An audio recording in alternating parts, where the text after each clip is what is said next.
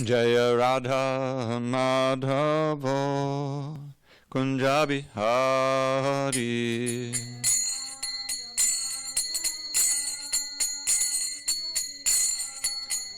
Jaya Radha Madhava Kunja Bihari.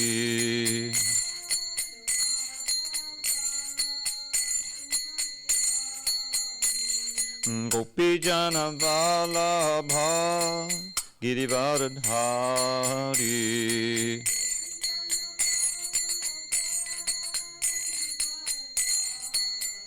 Jaya Gopi Jana Vallabha Girivardhari.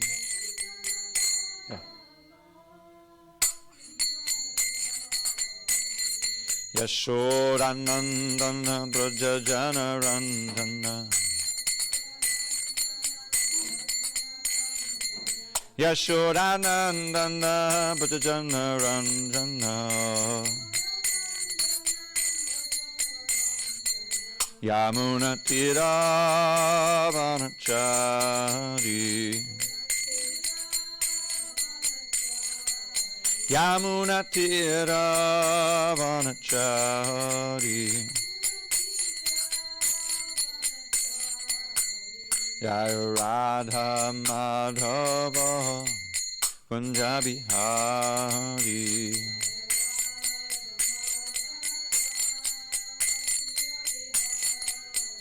Jaya Radha Madhava Kunja Bihari.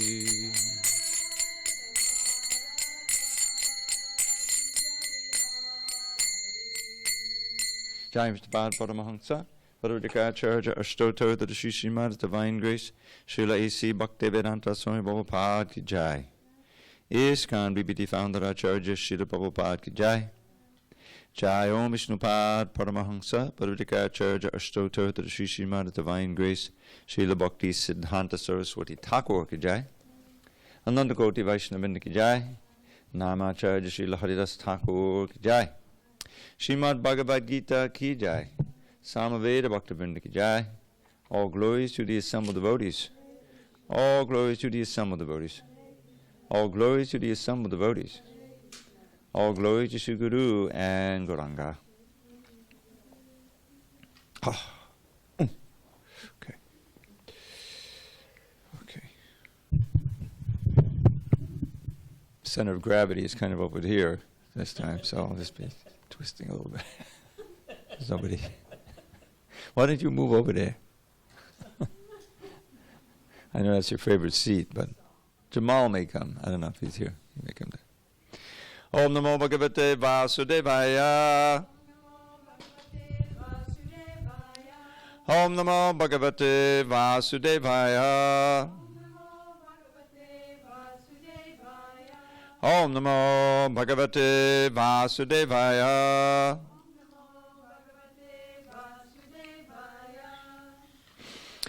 On this 26th day of June, 2019, in SanDiego, we're reading from Srimad Bhagavad Gita as it is, translation and commentary by His Divine Grace A.C. Bhaktivedanta Swami Prabhupada. We are still in chapter 4, entitled Transcendental Knowledge, text 39, page 225. I think we have a shot at finishing this chapter tonight. Okay. Everyone ready? 225? Shraddhava labhate jnanam tatparak sangyatendriyaha jnanam labdva param shantim achedena digacchati. Shraddhava labhate jnanam tatparak sangyatendriyaha Jnanam labdva param shantim achedena digacchati. Shraddhava labhate jnanam tatparak sangyatendriyaha Jnanam labdva param shantim Achadenadhigacchati.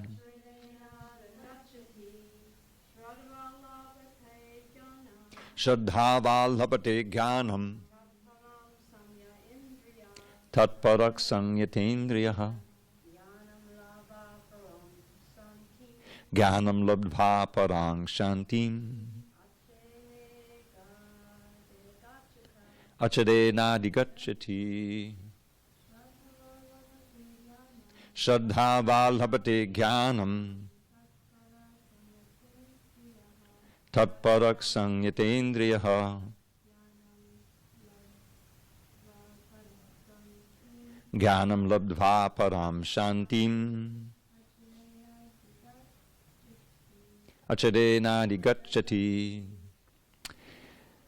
Shraddhavan, a faithful man, labhate, achieves, jnanam, knowledge, tatparaha, very much attached to it, sangyata, controlled, indriya, senses, jnanam, knowledge, labdva, having achieved, param, transcendental, shantim, peace, achirena, very soon, adhigacchati, attains. Translation. A faithful man who is dedicated to transcendental knowledge and who subdues his senses is eligible to achieve such knowledge, and having achieved it, he quickly attains the supreme spiritual peace. Purport. Such knowledge in Krishna consciousness can be achieved by a faithful person who believes firmly in Krishna. One is called a faithful man who thinks that simply by acting in Krishna consciousness he can attain the highest perfection. This faith is attained by the discharge of devotional service and by chanting Hare Krishna, Krishna Krishna, Hare Hare, Hare Rama, Rama Rama, Hare Hare, which cleanses one's heart of all material dirt. Over and above this, one should control the senses. A person who is faithful to Krishna and who controls the senses can easily attain perfection in the knowledge of Krishna consciousness without delay. Om Jnana Timirandasya Jnanandjana Shalakaya Chakshu Unmilitam Mena Tasmai Shri Gurave Namaha.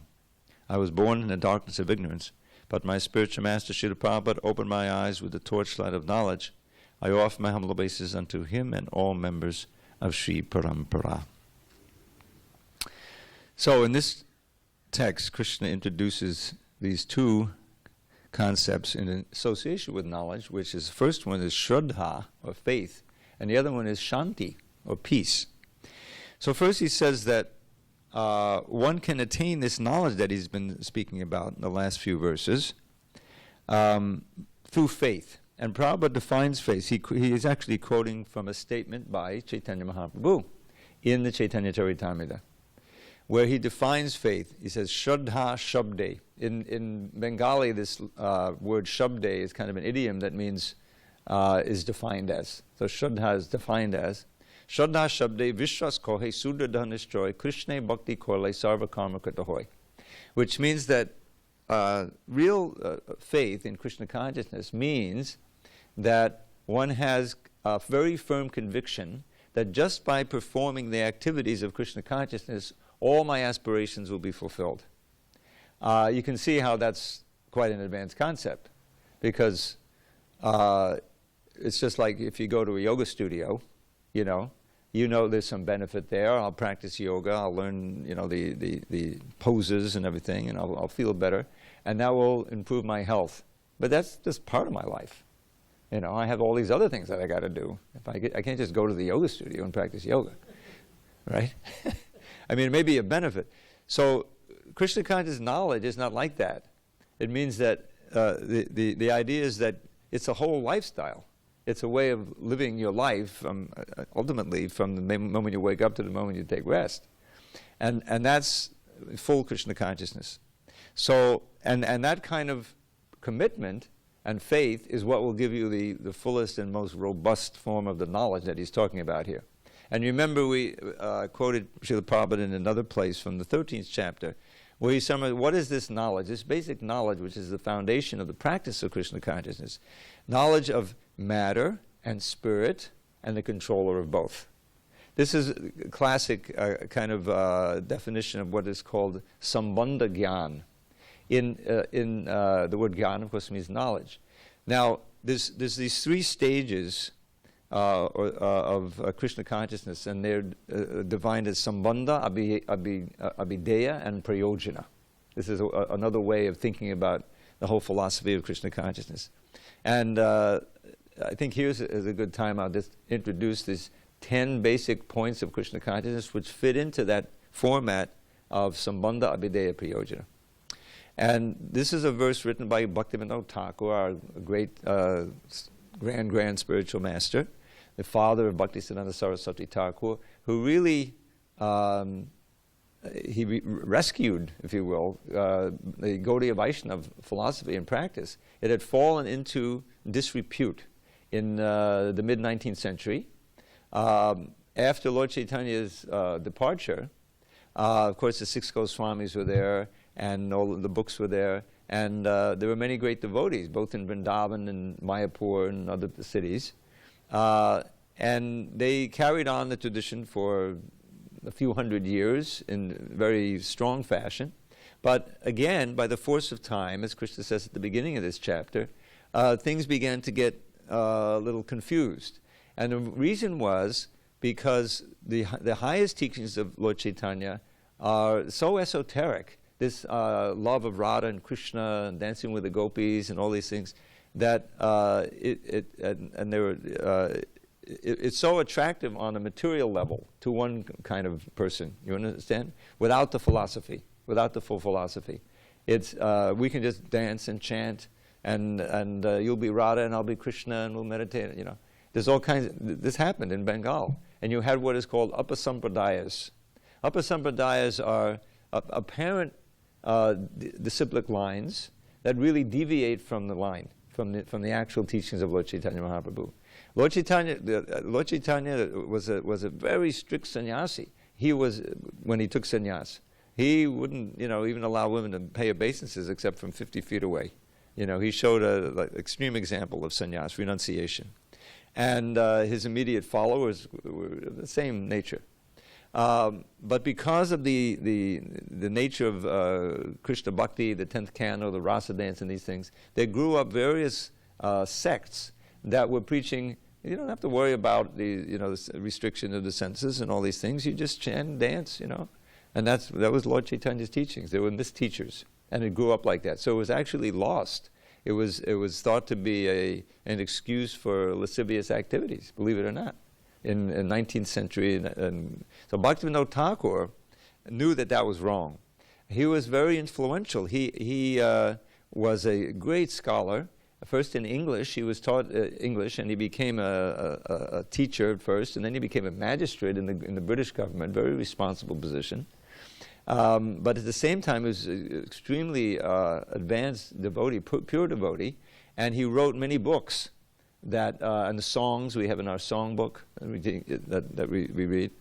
And he didn't have an organization, but he preached anyway through his literature and whenever he could, and especially he had his exalted son, Bhaktisiddhanta Saraswati, and trained him. And he started the Gaudiya Math. He was a, lifelong brahmachari, very strict sannyasi, and he then spread the actual teachings of Lord Chaitanya. And it's by those two and their great exalted, descendant, Srila Prabhupada, that we now have Gaudiya Vaishnavism as it is in truth. Prabhupada's a strict following.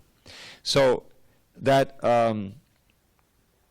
teaching, Bhaktivinoda Thakur wrote many books. One of the books he wrote was actually he sent an English book to McGill University, which is in Montreal.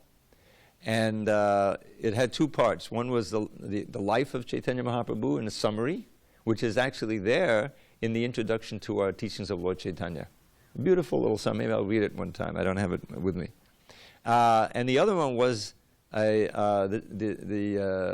called the Gauranga Lila Smadhana Mangala Stotra, which was a Sanskrit work which kind of complemented that, summarized Lord Chaitanya's pastimes and his teachings. And within there, he wrote something called the Dashamula.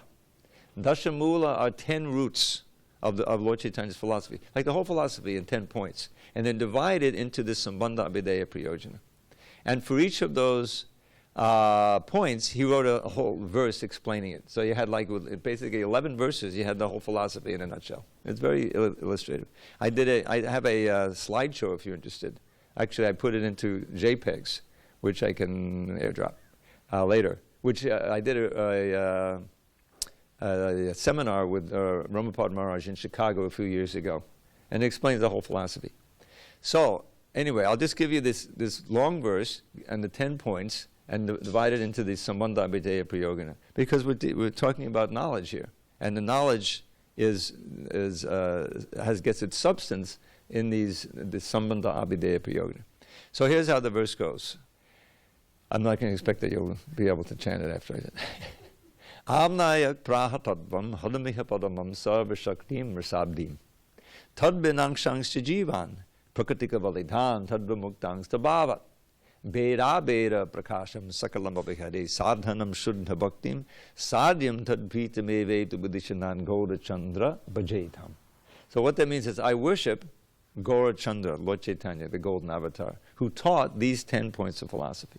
The first is, and always, and this is a point that Prabhupada would sometimes emphasize greatly, like in the introduction to the Ishopanishad, you'll see, comes from a speech he gave describing what we know as epistemology. How do we know what we know? This is a whole science of division of philosophy. So epistemology is very important for us, because how can we know anything about what's beyond the range of our senses and mind? In other words, transcendental knowledge. It's not subject to our investigative efforts, the usual inductive process, the scientific method. It doesn't work for these things. So it works. The key word is amnaya. Amnaya means the bona fide disciplic succession, the parampara, and the realized books of knowledge written by members of that parampara. That's amnaya, and that's why these books are so important, because Srila Prabhupada is revealing knowledge that he has personally realized and that he has also received through that disciplic succession. So that's the first thing. What does amnaya say about the most important subjects? Praha tattvam. Praha means speaks this truth. Hadamiha paramam. This is the basis of the whole Krishna conscious movement. Krishna is God. That's the first thing. Hadamiha paramam. Hari is supreme. Well, what about Hari? What does it mean? Sarva shaktim rishabdim. So the first point is you can know the truth through the revealed scripture and the parampara. The second point is Hari, or Krishna, is God. The third point is he has, nice to see you, Priscilla, before the prasadam. She's here. She's come for the class. The last couple of times she came, just a bit, which is fine. And so Hadamiha Padamam, Sarva Shaktim, he has all kinds of energies. Now you can understand each of these topics has so many subtopics. What are those energies? Well, the Bhagavad Gita says there's the material energy, the spiritual energy, you understand. But this is the point. Hadamiha Padamam, Sarva, and Risabdim. But he's not just a power station. He's a person. And so Rasabdi means an ocean of rasa, of unlimited varieties of relationships. That's the whole point. He's an actual person, just like we're person. So that's who Krishna is, who God is. Krishna is supreme. He has all these different energies, and he can, again, engage in unlimited rasas with his pure devotees. Who are we? Tadbinang shangsha jivan. We're the jivas who are his separated angsha. Angsha means a particle. We have the qualities of Krishna in minute degree. Just as the sun ray has a little bit of light, a little bit of heat. So his angsha. But with binna, we're now separated from him by the material energy, by our illusion. So we've been prakritika validhan, swallowed up by the material energy. But some jivas are liberated. Tad vimuktangs to bhava. Mukti means liberated. So that's who the jivas are. So let's see. We got amnaya, Hadamiha Paramam, Sarva Shaktim, Visabdim, Tad Benangshang Shajivan, Prakatika Validhan, Tad Vimuktans to Bhavat. We're up to 7 points already. Now all of these are Sambandha Gyan, which I'll explain. It's all within the first category. Who is God? Who are we? What is this world? That's the basic principle of Sambandha Gyan. And then the last of the Sambandha Gyas is Beda Beda Prakasham Sakalam Abhihade. This is Lord Chaitanya's personal principle that he preached that reconciled so many of the other philosophies that had come along. And what it means is that everything, material and spiritual, is simultaneously one with and different from the Lord. They're one with because it's his energy, different from him because he's his own individual, separate. Just like we have our connection with Krishna, we're both spirit, we have an intimate connection, but we are different. We're one in quality, different in quantity, like that. So Beta Beta Prakasha means simultaneously different from and one with. Sakalam Abhihare, everything. So all of those 8 points are Sambandha Gyan. And then you have the Abhideya Gyan, the knowledge of the practice by which you can realize all this. And guess what it is? Krishna consciousness. It's Bhakti Yoga. So, but not any Bhakti Yoga, Shuddha Bhakti. Absolutely pure. Shuddha means pure, without any adulteration of material desire. And what's the result? Shuddha Bhakti, Sadhyam. So you have the sadhana and sadhya. Sadhana is the practice, sadhya is the goal of that practice. Sadhya tad pritam evi. The end goal of all this is love. Is love, loving devotion to that Supreme Lord Hari. Pritam Upadisha Dijana. Upadisha means instruction. These are the instructions of Chaitanya Mahaprabhu, whom I worship. So, this whole chapter is called Transcendental Knowledge. Krishna says here that you will attain that knowledge with faith. First thing is faith. So you have to have faith in something when you can't know it by your own perception. You see? I have faith. You know, we can't move an inch in this world without faith. You go down to the corner and you wait for the light. You don't go across until it says the hand. What is it? The hand? No, the hand says stop. The hand says go. No, there's a little figure walking. I'm going to have an accident. So you have faith. If I just look at that and it says walk, I'll walk. And I know that these guys over here must have a red light, right? So we have faith in that light. It is working properly. Right? And it doesn't have a green when I said to it. So that's an obvious thing. You take one step, right? This is an earthquake zone, right? At any time, that earth can start moving. You forget, that the earth can do that. But that's why it's so unnerving when the earthquake happens. The very thing below your feet is not, you can't trust it anymore. You can imagine how. It happened once here. I don't think you were living here yet. 94, I think it was. Were you here? Okay, well, in '94 there was a big earthquake in Joshua Tree.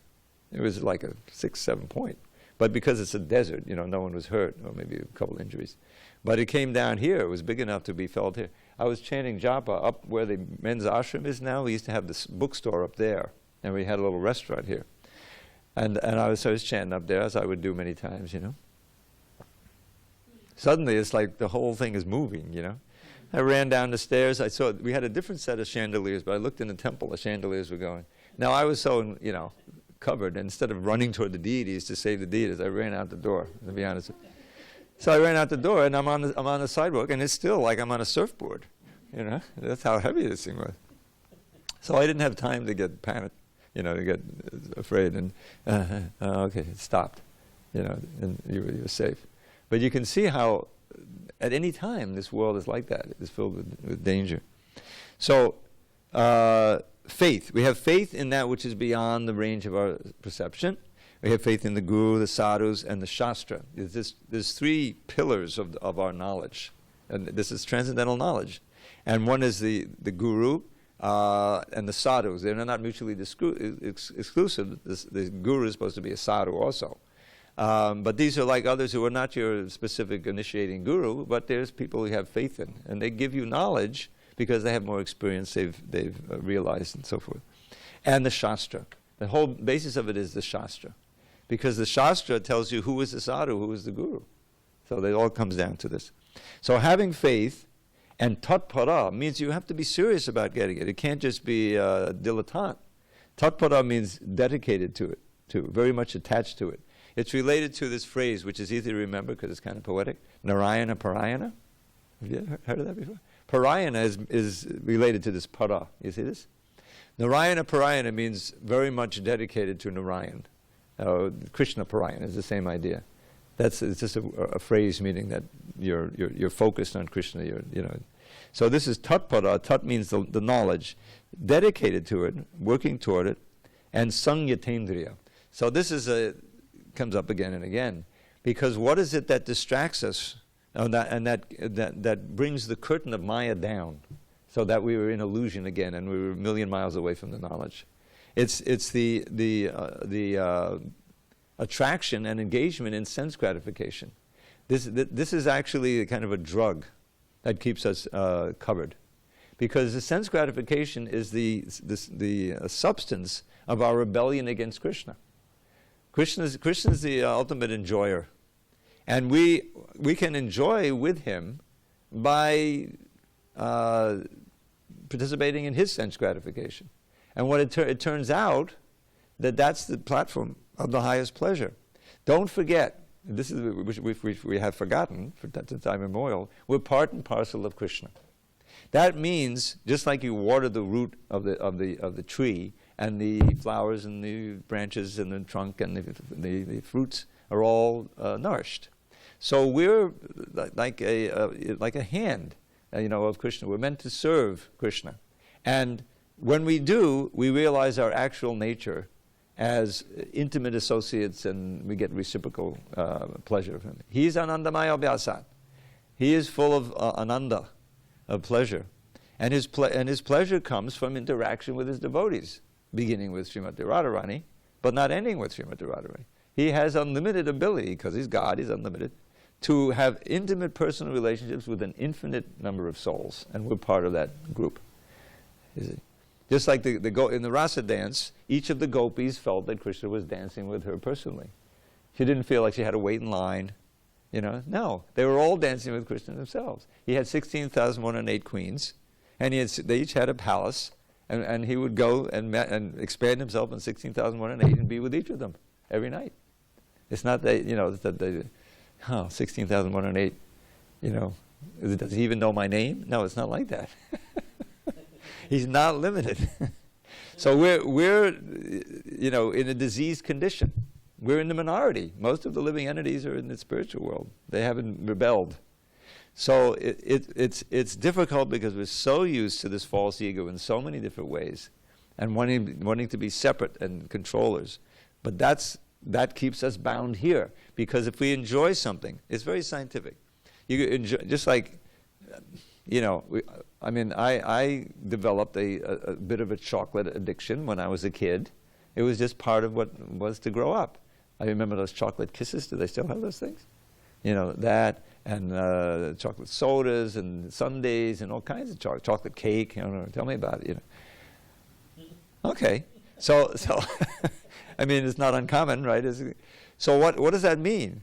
It means that there's a certain desire seed planted in my heart, because it tastes good, it's pleasing. So even as a child, you get that. It's, okay, cool. That's one of the things you like to do. But that, when is it?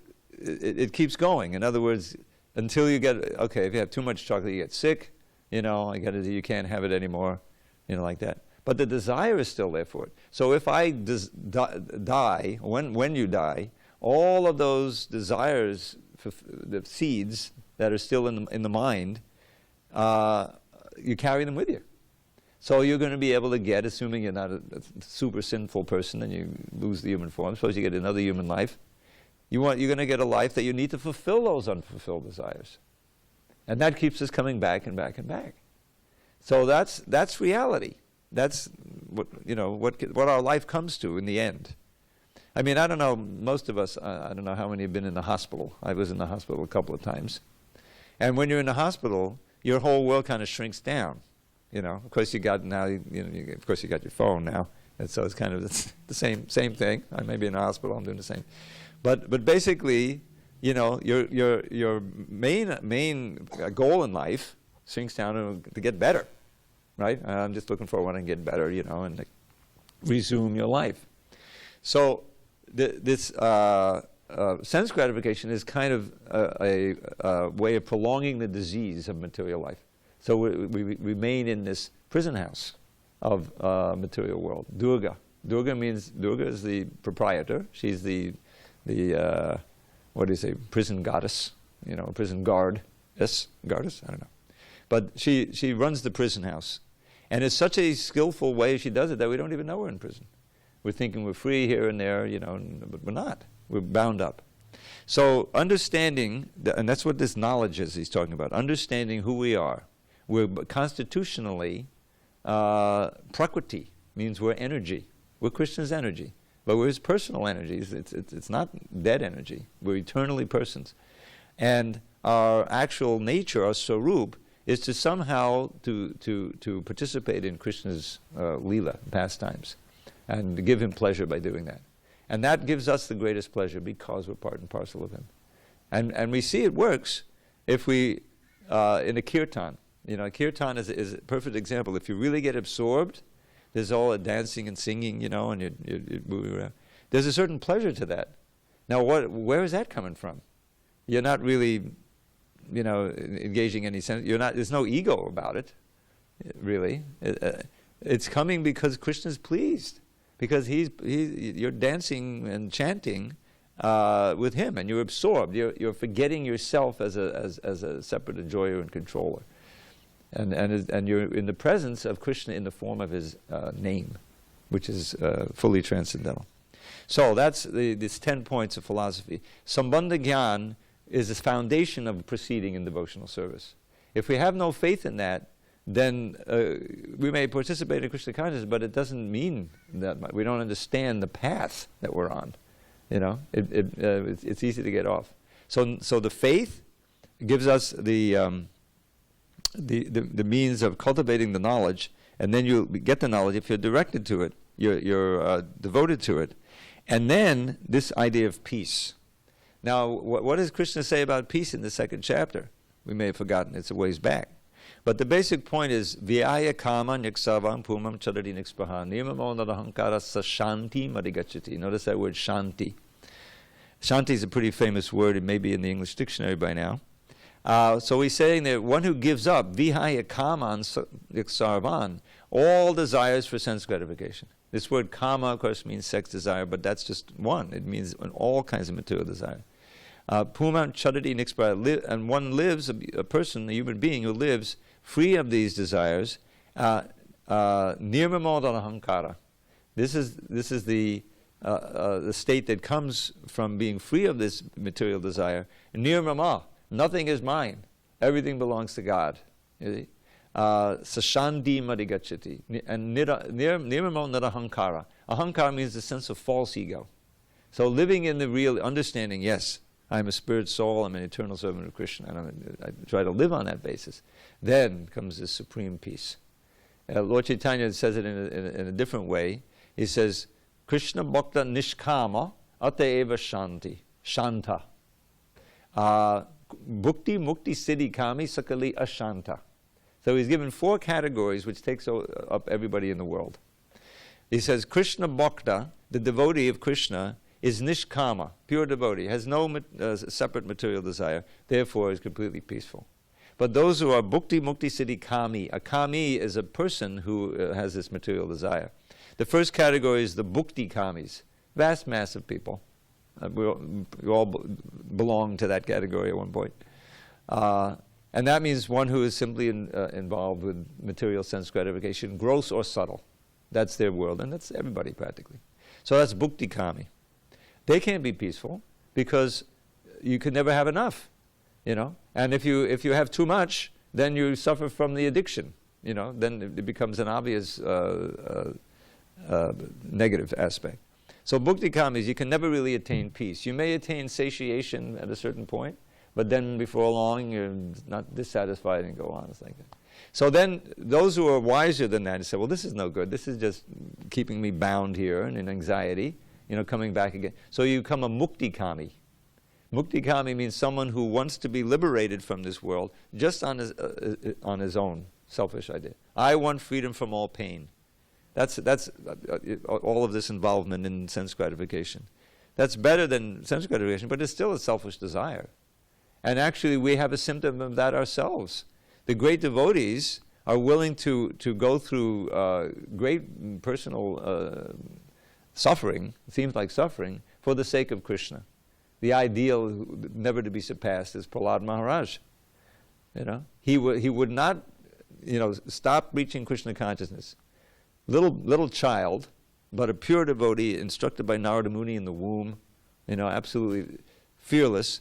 And he's the son of the biggest demon in the universe, Hiranyakashipu. You know what Hiranyakashipu means? Who knows? Hiranya means gold. Kashipu means soft bed. So Prabhupada said, this is the demons in summary: money, and the soft bed, and the bed companion. He mentions it in one line. So this is father. He conquered the universe by great austerities. He became so powerful that even all the demigods were trembling, except for Brahma, Shiva, and Vishnu. Narada Muni says, even I was going and bowing down to him. So powerful. So he asked Prahlad, his child. He didn't know he was a devotee. How could he know? He was instructed in the womb. So he's in a school. They're training up the next generation of demons to run in the universe. Prahlad, I think, was the eldest, the favorite. So they're learning this and that, Machiavellian stuff, Prahlad was saying, yeah, okay. But he really wasn't absorbing it. So his father takes him on his lap and smells his head. This is a classic thing of like affection of a father for a child, Prahlad, what's the best thing you learned today? Tell me how your schooling is going on. I want to hear how you're being trained up. And so what did Prahlad say? He says, Tat sarumanye surabhaya dehinam sada samudvigna dhyama sadgrahat hitpat papatam griyamanda kupam vanam gado yad hadamashayeta. You may have noticed that word hadim is there, which is in our Dasamula. It means Hari, Krishna. So what he says is, oh, my dear father, but he doesn't call him father, but he calls him Asura Varya, or best of the demons. A leader of the demons, calling his father a demon. The demons don't like to be called demons, but that's what they are. So he says the best thing, sadhu has different meanings. Sadhu means this devotee, or it means very good, the best, you see? So the best thing I learned, father, in my opinion, or best of the demons, sadhu manye dehina, best for whom? Best for the dehinas.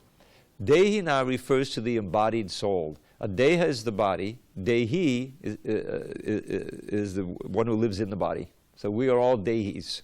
So for the conditioned soul, for the embodied soul, what I learned, not in the school, but my best thing I learned is sadasa mudvigna. Now he describes the dehis. They're always disturbed. Some udvigna. Udvigna means disturbed. Some means totally disturbed. Dhyam, their consciousness, their intelligence, their mind. Why? Asadgrahat. This is what I love about Sanskrit. It's so concentrated and concise, There's one verse describing Sanskrit, or not just Sanskrit, but the words of the Shastra. I don't know the verse, but I know what it means. It says, essential truth, spoken concisely, is true eloquence. Think about it. So this is what all of our books are about. So he says, Sada asadgrahat. So asat means that which is temporary. This world we're in, including our bodies, everything, it's all asat. It's not eternal. The only thing sat here is us, is the spirit, and of course Krishna. Spirit is eternal, sat, and matter is asat, constantly changing and temporary. So, now, but the conditioned soul in ignorance, he grabs hold, he's taking shelter of grahat, means to hold on to. You can remember, like grab onto. The temporary. Now you can imagine how anxiety producing that is? Because the whole some udvigna means, we got the ocean here, it's a perfect example. You go out on a little boat, fishing boat or pleasure boat, whatever it is, and it springs a leak. Oh my God, right? OMG. So luckily, there's some life preservers. So you jump overboard, or you take, okay, everyone's got a life preserver. And now we're in the ocean waiting for the helicopter to come or something. But it sprung a leak, We're holding on to this asat, this fallible safety thing, which is the life preserver, but it has a leak or whatever, and it's going down. That's the condition in the material world. We're in the ocean of birth and death, and we have various shelters that we hope. First is our strong body, keep it healthy, And then we have our bank account, family, and the Defense Department, the police are there, and if I really feel afraid, I buy a gun, and everything. And then, but how can we? But all of that is fallible. It's described as fallible soldiers in the beginning of the second canto. Deha patta kalata adeshatma saineshva sattvapi. Tesham bamato nadanam pasyanapina pashyati. So the soul in the material world, we have certain defense mechanisms. So he defined, this is Shukadev speaking, very beginning of his answer to Pariksit Maharaj. He says the first line of defense is the body itself, where we can do certain things to ward off. We have an immune system, right? I mean, so that's the first thing. Then generally you have your family, including the wife, children, and extended family, right? Or you can think, my tribe, they'll help me, they'll save me. Adishu means etc. The bank account, all of the things I mentioned. Atma Sainyeshu, these are our soldiers to protect ourselves from the dangers of this world. Because otherwise it's danger at every step. There's so much anxiety that you can have. And even if you're safe, now with the modern advancement and your phones, you can look and you can know that there's forest fire over there. There's the things, the atmosphere is getting polluted and so many things. There's always something to give you anxiety. Samudvigna. And so, but even the little soldiers that he mentions there, we know from experience or from history or just from logic that they've always failed in the past. The body eventually gives up. Your family, especially in today's world, they may live 1,000,000 miles away. It's not like they're going to really help you and protect you against the ultimate dangers of life.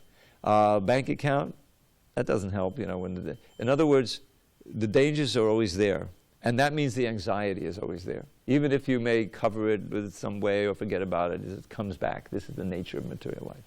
So this is Prahlad's an analysis, asadgrahat. So what's the solution? Hit vatmapatam. He says, give up this situation you're in, Father, that's impeding your spiritual life. What's called griyamanda kupam, the blind well, which means a place you can't get out of. You fall into a well that has no water. You may yell and scream, but if you're trapped unless someone comes, it's called a blind well, andakupa. And go to the forest, namely Vrindavan, and take shelter of Krishna. That's what he recommends to his father. Very brave. His father saw Vishnu and Krishna as his archenemy because he killed his brother Hiranyaksha. And Krishna is, of course, an eternal enemy of the demons. So the father didn't like that. He didn't want to hear that. But he didn't blame Prahlad so much because he's just a child. Whatever he knows, he's been taught. So he looks at the teachers. There's two teachers, Sunda and Amarka. And his angry glance could burn him to ashes. And so they're thinking, we didn't teach him. We didn't instruct him like that. We didn't know where he learned this. How could they know? He learned in the womb the whole story. So anyway, the story goes on. Every time his father would ask him 2 or 3 times, one time he told him, here are the 9 processes. Here's the best thing I learned. 9 processes of devotional service. Shravanam, Kirtanam, Vishnu, Smaranam, Padaseva. So after the 3rd time, he says, you're just a poison tree in our forest of our dynasty. You should be killed. And so he gives him over to his henchmen, and they try every way possible to kill him. This is Prahlad. He never gives up his preaching and his devotion to Krishna. He's there meditating. He's the emblem of absorption in Krishna thought, of meditating on Krishna. And because he was fully absorbed in that thought, totally absorbed, Krishna protected him in every case. Threw him off a cliff. They tried to boil him in oil. They tried to crush him under an elephant. They tried to poison him, snakes, whatever you can imagine. Chop him up. That was the first thing. He was protected. He couldn't be hurt, So that was and he was peaceful. He was completely peaceful. That's the point. Shantim. So those who want peace and want their own benefit, that's also a type of kama. And then there's the siddhi kamis, the yogis who want different powers. They may start out just meditating on Vishnu, but back in the back of their mind, because there's no rasa going on there, there's no real service, it's just meditation. Along with that meditation, they may get and will get certain powers. You can become smaller than the smallest, you can fly, astral travel, walk on water, control people's minds, So these are very tempting. And generally, they become enamored of those, so they become siddhi kamis. So only the bhaktas who are completely selfless, their desire has all been subsumed or sublimated into serving Krishna, expressing their love for Krishna. And he's expressing his love for them. The point is, it's a two-way street, and that's where the pleasure comes, which completely obliterates any kind of personal desire, and therefore one is really at peace. So that's the shanti, param shanti, the supreme peace. It's spoken of in the Bible. The peace that passeth all understanding. It's there in the Bible. And he says, achirenadi gacchati, quickly. So this is one of the encouragements here to cultivate this knowledge in the Bhagavad Gita. Any questions on text 39? Okay, let's go on. Text 40. Agyascha shradhanascha Sankshayatma vinashyati Nayam lokos tinaparo Nasukam sankshayatmanaha.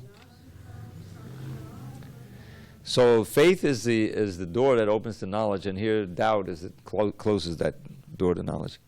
But ignorant and faithless persons who doubt the revealed scriptures do not attain God consciousness. They fall down.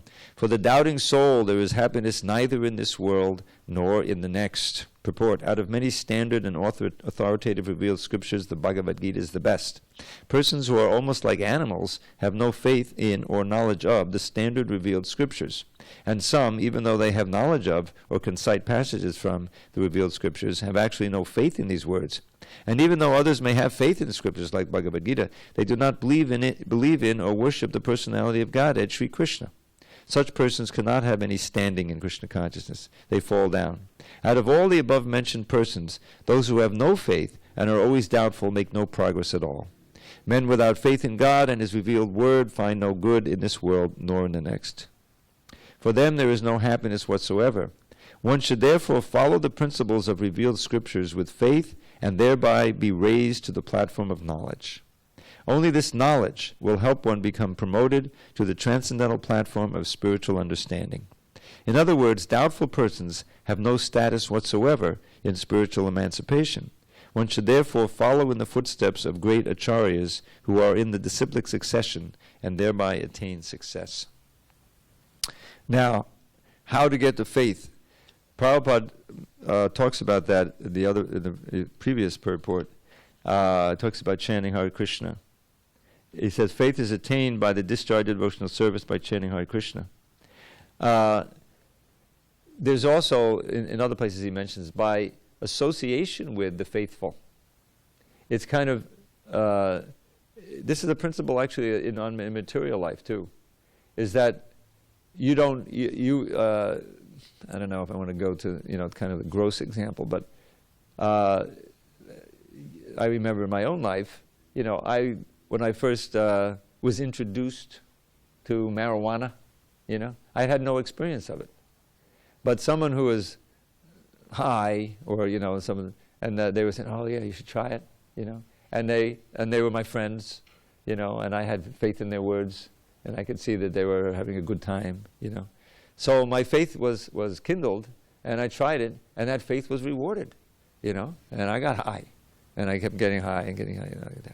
In other words, someone who you trust or you have faith in can give you information of something you haven't experienced, and then you can go in that direction. It happens all the time on the material level. I've been to that beach before. It's really great. Just the waves are great. And this is your friend. Why would he lie to you? Oh yeah, let's go. And you go, and your faith is rewarded. Sure enough, we had a great time. And then you become someone who can then plant. This is what advertising is all about. They try to find someone who is a celebrity, right? To endorse the car or the beer or whatever it may be, because you respect them. It says, oh, if so and so likes it, it must be good, and it kind of rubs off on you. Then when I drink the beer, I'll think of so and so, and I'll get some of that. It's like a whole psychological thing. So that's happens on the material plane. On the spiritual plane, because it's outside of our ordinary experience, the association with someone who is on the platform and is experiencing is so essential.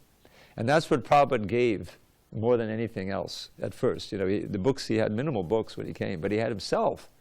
And so he came and he chanted Hare Krishna, and this is another point, is that if someone just tries it, faith or no faith, if you just chant Hare Krishna, you're associating with Krishna. Even through all the fog of your material doubts and whatever it may be. And here's Srila Prabhupada, shining with bliss and so certain, of these things that you can't see and you can't understand, but he's obviously experiencing it, and he chants and then he speaks and chants and speaks. And so if you're in that aura of association, you may begin to get at least a little bit of faith, because you also have some experience. This is why the chanting is so important. Prabhupada mentions it in the purport.